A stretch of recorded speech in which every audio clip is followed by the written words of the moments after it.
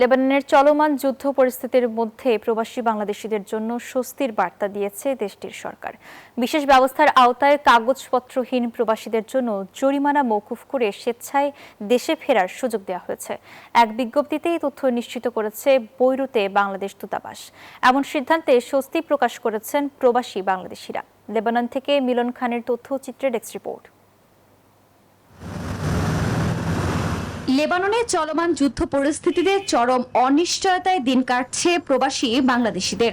নিরাপত্তার ঝুঁকি, কাজের সংকট এবং আতঙ্কের মধ্যেই লেবাননে অবস্থানরত বাংলাদেশিদের জন্য বিশেষ সুযোগ ঘোষণা করেছে দেশটির কর্তৃপক্ষ।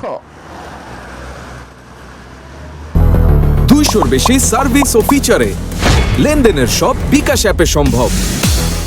বৈরুতে বাংলাদেশ দূতাবাস জানিয়েছে, যাদের ইকামার মেয়াদ শেষ অথবা বৈধ ইকামা নেই তারা কোনো ধরনের জরিমানা ছাড়াই নিজ খরচে দেশে ফিরতে পারবেন। এই সুযোগ কাজে লাগাতে আগ্রহীদের নির্ধারিত প্রক্রিয়া অনুসরণ করতে হবে। প্রয়োজনীয় কাগজপত্র সংগ্রহ এবং দেশে ফেরার আনুষ্ঠানিকতা সম্পন্ন করতে দূতাবাস সহযোগিতা করবে বলেও জানানো হয়েছে।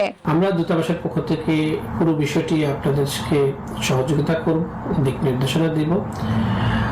আপনারা যারা আগ্রহী এই সুযোগটি গ্রহণ করতে পারেন।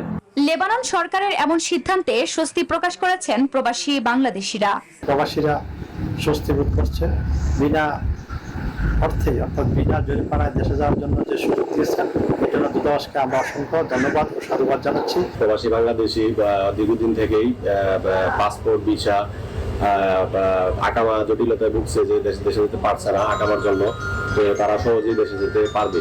লেবাননে লক্ষাধিক বাংলাদেশি প্রবাসী অবস্থান করছেন। তবে 2 মার্চ থেকে শুরু হওয়া সংঘাতের পর অনেকেই নিরাপত্তার শঙ্কায় ভুগছেন এবং দেশে ফিরতে চাইছেন। Desk report, news 24।